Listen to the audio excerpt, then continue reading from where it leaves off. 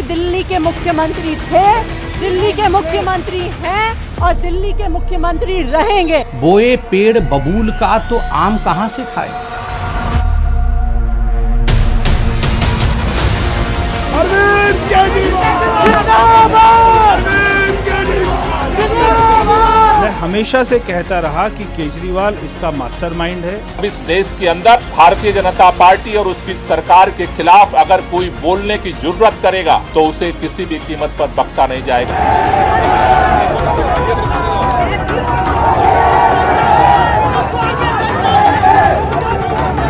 कहा तो वादा था झुग्गी को, गरीबों को उनका घर देने का, लगे अपना राजमहल बनाने। आम आदमी पार्टी इस तानाशाही के खिलाफ लड़ती आई है और लड़ती रहेगी। देखिए, अरविंद केजरीवाल पहले दिन से जानते थे कि उसमें उनकी गिरफ्तारी तय है। भाजपा की न भूतों न भविष्य किस्म की सबसे बड़ी राजनीतिक भूल। इतिहास के पहले मुख्यमंत्री बने जिन्होंने गिरफ्तार होते समय भी सत्ता छोड़ना उचित नहीं समझा। ये प्रोटेस्ट रुकेगा नहीं, पूरी गुंडागर्दी है। एक अरविंद केजरीवाल को गिरफ्तार कर सकते हैं, लेकिन हजारों अरविंद केजरीवाल दिल्ली की सड़कों पे और देश की सड़कों पे उतरेंगे इस देश के लोकतंत्र को बचाने।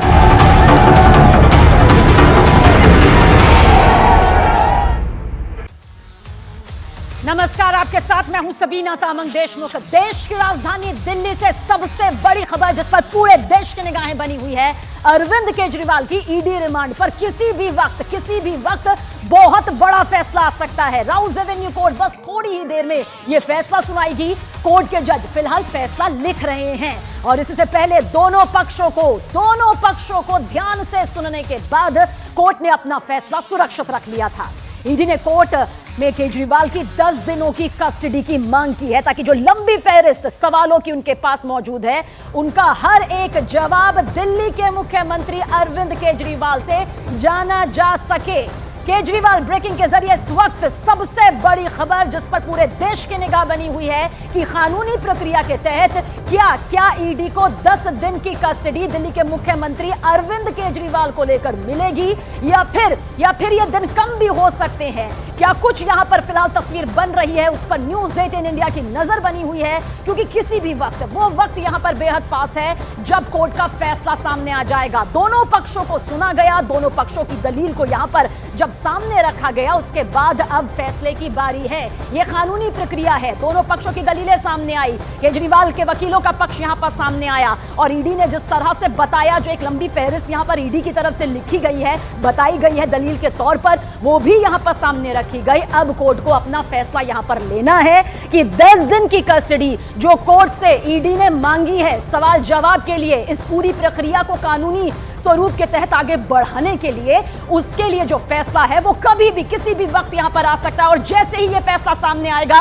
न्यूज़ 18 इंडिया सबसे पहले वो फैसला आपके सामने रखेगा, क्योंकि सबसे बड़ी खबर पर हमारी सबसे पैनी नजर बनी हुई है। अरविंद केजरीवाल, देखिए जिस तरह से ईडी ने ये रिमांड यहां पर मांगा है, बहुत बड़ा फैसला होगा, हर लिहाज से फैसला होगा, क्योंकि लोकसभा चुनाव से पहले जो सियासी समीकरण, जो कानूनी समीकरण यहां पर बनते बिगड़ते नजर आए हैं, उसे लेकर भी निगाहें टिकी हुई हैं। और हमारी सहयोगी प्रियंका ज्यादा जानकारी के साथ। प्रियंका, किसी भी वक्त, बस वो वक्त कितना और करीब नजर आता है जब बहुत बड़ा फैसला यहां पर कोर्ट का सामने आएगा 10 दिन की कस्टडी को लेकर, क्या आपको ये पूरी तस्वीर नजर आती है प्रियंका? जी देखिए, मैं राउज एवेन्यू कोर्ट के बाहर इस वक्त मौजूद और हमारी भी नजरें लगातार इसी चीज पर बनी है कि कब जो जज साहिबा है वो अपना ऑर्डर जो रिजर्व किया है उसको लिख ले, ताकि ये जानकारी मिल पाए कि ईडी ने जो 10 दिन की रिमांड मांगी है उस पर आखिर क्या फैसला होता है, कितने दिन की रिमांड ईडी को दी जाती है। देखिए, ये तय है कि अरविंद केजरीवाल यहां से घर तो नहीं जा रहे हैं, क्योंकि या वो पीसी में जाएंगे यानी कि ईडी के पास जाएंगे या वो जेसी में जाएंगे। तो यहां पर यह देखना अहम है, क्योंकि लगातार जब हम पूरी कोर्ट की हियरिंग सुन रहे थे तो बार बार जो ईडी के वकील हैं उनकी तरफ से कहा जा रहा था कि अरविंद केजरीवाल जो है वो इस पूरे घोटाले के किंगपिन है, मास्टरमाइंड है। उनका कहना था कि ये पूरा ये जो आबकारी नीति को बदला गया है, इसीलिए बदला गया है ताकि चुनाव में उस फंडिंग का इस्तेमाल किया जा सके। 45 करोड़ रुपए जो गोवा में चुनाव में इस्तेमाल हुए वो इसी से निकले हुए हैं। तो इस तरीके की मजबूत दलीलें उन्होंने दी। और अगर हम केजरीवाल की बात करें तो उनकी तरफ से अभिषेक मनु सिंघवी जैसे बड़े लॉयर यहां पर पहुंचे थे, जिनका ये कहना था कि क्योंकि ईडी के पास ये पावर है कि वो अरेस्टिंग कर सकती है, ये कोई अनिवार्यता नहीं है कि अगर आपके पास ये पावर लौटेंगे आपके पास, दोबारा से यहां पर लौटेंगे। एक और बड़ी खबर, एक और बहुत बड़ी खबर यहां पर पहुंचा दे।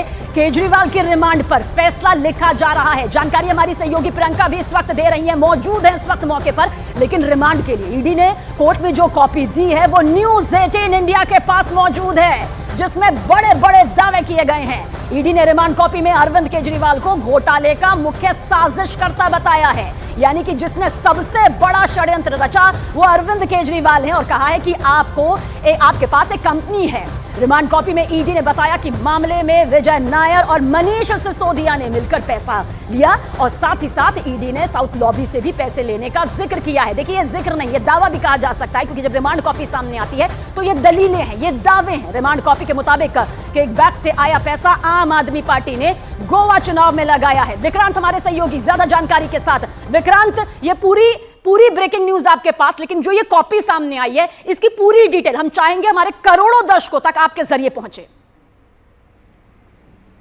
देखिए, ईडी की ये जो रिमांड कॉपी है ये कोर्ट में दी है, और इसी के बूते पर ईडी ने 10 दिन की रिमांड दिल्ली के मुख्यमंत्री अरविंद केजरीवाल की मांगी है। एक बात समझिए कि इस रिमांड कॉपी के जरिए पहली बार आधिकारिक रूप से ईडी ने ये लिखकर माना है कि ये लिखकर दावा किया है कि अरविंद केजरीवाल इस पूरे जो शराब घोटाले में है उस पर मास्टरमाइंड होने का आरोप दिल्ली के मुख्यमंत्री अरविंद केजरीवाल पर लगाया है। इससे पहले कभी भी दिल्ली के मुख्यमंत्री पर इस तरीके का सीधा आरोप नहीं लगाया है। अब उनकी गिरफ्तारी के बाद जब कोर्ट में उनका रिमांड मांगा गया है, आप ये समझिए कि 2 बजे उन्हें पेश किया गया था, 3.25 घंटे के करीब बहस चली थी, 3:30 बजे के करीब ऑर्डर रिजर्व किया गया था, और उसके 5:30 बजे करीब ऑर्डर रिजर्व किया गया था, और उसके बाद से अभी इंतजार किया जा रहा है। 8 बज चुके हैं, 2.5 घंटे हो गए हैं, कोर्ट ऑर्डर लिखवा रहा है, तो अभी आदेश सामने आएगा। लेकिन ईडी ने अपने इस रिमांड कॉपी में अरविंद केजरीवाल पर कई बड़े आरोप लगाए हैं। ये कहा है कि एक आम आदमी पार्टी एक कंपनी की तरह चल रही थी, और जो पैसा किकबैक के रूप में मिला है कथित तौर पर, उस पैसे का पूरा प्रयोग गोवा के चुनाव में किया गया। करीब 45 करोड़ रुपया वहां पर खर्च किया गया। इसके अलावा यह भी कहा गया कि अरविंद केजरीवाल साउथ लॉबी के सीधे संपर्क में थे, और उनके टच में के कविता का भी नाम इसी संदर्भ में आया, और यह बताया गया कि उनके जरिए जो शराब के व्यवसायी हैं उनसे मुलाकात हुई थी। तो एक तरह से जो अभी तक ईडी इस मामले में दिल्ली के उप मुख्यमंत्री, जो उस समय जिनके पास आबकारी नीति बनाने का प्रभार मंत्रालय भी था, उनको मास्टरमाइंड बताया जाता था। लेकिन अब ईडी ने अपने इस नए रिमांड पेपर में जो अरविंद केजरीवाल की गिरफ्तारी के बाद उसने कोर्ट में दिया है, उसमें अरविंद केजरीवाल पर सीधे आरोप लगाए हैं। तो दिल्ली के सिटिंग चीफ मिनिस्टर हैं वो, क्योंकि उन्होंने अभी इस्तीफा नहीं दिया है गिरफ्तारी के बाद, और ये भी कहा जा रहा है कि जेल से अपनी सरकार शब्द का इस्तेमाल यहां पर किया गया है। इस शब्द को हम चाहेंगे आप दर्शकों तक विस्तार से पहुंचाएं, क्योंकि जब किंगपिन सुना जाता है तो तमाम तरह के जो दिमाग में जो हथकंडे हैं वो सामने आता है, लेकिन जो समझ नहीं पा रहे, हम चाहेंगे उन्हें समझाया जाए कि इस शब्द का इस्तेमाल आखिर किस बाबत, किस मद्देनजर हुआ।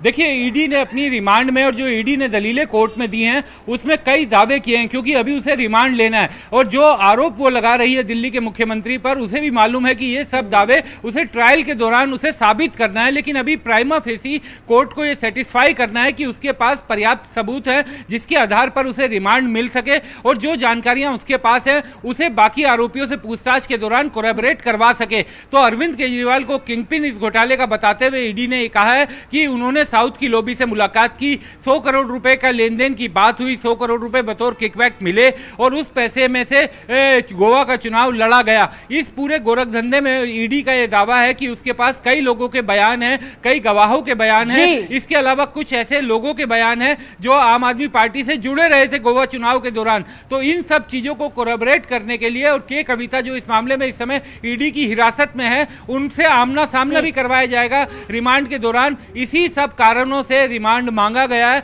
अभी इंतजार कुछ देर का और है, जिसके बाद अदालत का फैसला आएगा। बस कुछ ही देर का इंतजार है। आप हमारे साथ बने रहिएगा, क्योंकि देश की सबसे बड़ी खबर पर सबसे बड़ी टीम इस वक्त मौके पर मौजूद है हमारी। और इस बीच एक और बड़ी खबर पहुंचा दे, अरविंद केजरीवाल की गिरफ्तारी पर एक और बहुत बड़ी खबर आ रही है। गिरफ्तारी के विरोध में आम आदमी पार्टी ने बड़े प्रदर्शन का ऐलान किया है। दिल्ली सरकार में मंत्री गोपाल राय ने बताया कि 24 मार्च को दिल्ली की हर विधानसभा में, गौर से सुनिएगा, हर विधानसभा में आम आदमी पार्टी के कार्यकर्ता, उसके समर्थक प्रदर्शन करेंगे और प्रधानमंत्री नरेंद्र मोदी का पुतला दहन करेंगे। इसके साथ ही 25 मार्च होली के दिन कार्यक्रम जो पहले से तय था उसे स्थगित कर दिया गया है और इसके बदले लोगों से मुलाकात की जाएगी। और होली के अगले दिन का भी सुनिए क्या कुछ प्लान है आम आदमी पार्टी का। अगले दिन यानी कि 26 मार्च को आम आदमी पार्टी प्रधानमंत्री आवास का घेराव भी करेगी। यानी कि दिल्ली फिलहाल लगता है कि छावनी में तब्दील यहां पर होती नजर आएगी, क्योंकि आज भी कई कार्यकर्ताओं को हिरासत में भी लिया गया है। सीएम आवास को जिस तरह से छावनी में तब्दील किया गया, उसके बाद ये पूरा प्लान देखिए आम आदमी पार्टी की तरफ से सामने आया है। संदीप हमारे सहयोगी ज्यादा जानकारी के साथ, क्या जानकारी मिल रही है ये पूरी? संदीप, आपको लगता है कि प्लान यहां पर पूरी तरह से है, अगर हमारा मुख्यमंत्री, हमारा लीडर जेल की सलाखों के पीछे गया है तो हम भी चैन से यहां पर नहीं बैठेंगे? सबीना, आपको भी पता है, सारी दुनिया जानती है कि किस तरीके से विरोध प्रदर्शन के जरिए ही ये एक पार्टी बनी, पार्टी के बाद ये सत्ता में आए। तो अब उसी तरीके से सिलसिलेवार तरीके से स्ट्रेटेजी बनाई गई है कि कैसे रोज प्रोटेस्ट किया जाए, रोज लोगों के सामने जाया जाए। और जिस तरीके का प्लान बनाया गया है वो कल से स्टार्ट हो रहा है, कल से इम्प्लीमेंट किया जा रहा है। कल शहीदी दिवस है, तो जितने भी इनके अपने विधायक हैं, मंत्री हैं, पार्षद हैं, वो सब शहीदी पार्क में जाएंगे। यहाँ तक कि पंजाब के मुख्यमंत्री भी वहाँ पहुँचेंगे और वहाँ पे ये तानाशाही के खिलाफ शपथ लेंगे। ये कल का कार्यक्रम है, 10 बजे शुरू होगा। उसके बाद 24 तारीख को जितने विधानसभा है सब जगह प्रधानमंत्री नरेंद्र मोदी का पुतला जलाने का पूरा एक प्लान तैयार किया गया है। 25 तारीख को चूंकि होली है तो उस दौरान, क्योंकि पॉलिटिकल पार्टीज होली मिलन का कार्यक्रम करती है, हर अलग अलग कॉन्स्टिट्यूंसी में जाके बड़े बड़े कार्यक्रम होते हैं, उनके विधायक वहाँ मौजूद रहते हैं। लेकिन अब ये जो कार्यक्रम है ये रद्द कर दिए गए हैं। अब उसी दौरान ये लोगों से मिलेंगे,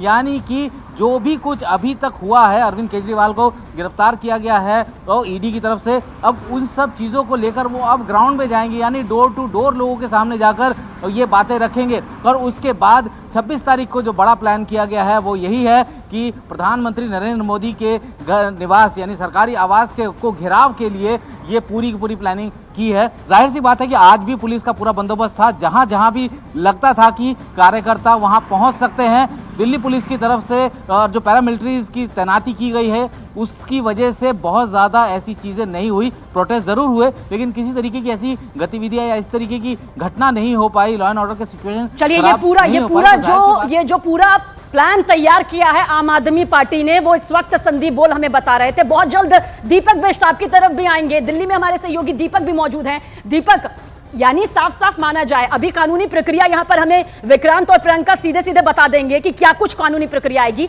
लेकिन दिल्ली के माहौल को लेकर आपसे समझना चाहेंगे, क्योंकि सरकार जाहिर सी बात है आम आदमी पार्टी की है। ऐसे में विरोध प्रदर्शन भी ऐसा होना चाहिए कि दिल्ली की जनता को नुकसान ना हो, क्योंकि आप ही की सरकार है। आप विरोध यहां पर केंद्र सरकार के खिलाफ करने जा रहे हैं। बीजेपी कह रही है कि कानूनी प्रक्रिया के तहत हो रहा है, हमारा तो कोई लेना देना नहीं है। सबूत निकले पक्ष में तो होगी सजा, नहीं निकले तो नहीं होगी सजा। ऐसे में दिल्ली वालों को किन खास बातों का ध्यान रखने की जरूरत है, क्योंकि बहुत सारी चीजें होंगी जो चुनौतियों के तौर पर सामने आएगी।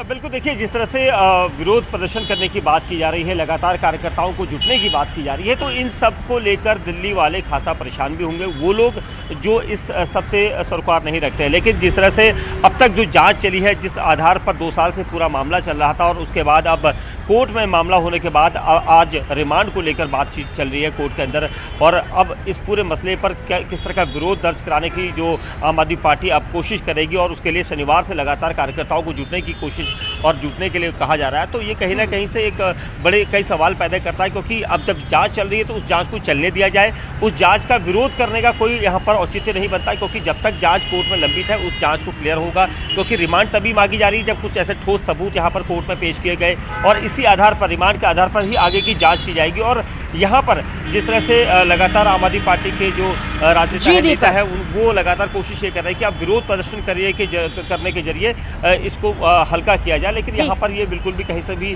सही नहीं ठहराया जा सकता है। बहुत बहुत शुक्रिया विक्रांत आपका, प्रियंका आपका भी, दीपक आपका भी, संदीप आपका भी। तो लगातार हमारी सबसे दमदार टीम मौके पर मौजूद है जो पूरी सटीक जानकारी के साथ आप तक पहुंचा रही है इस देश की सबसे बड़ी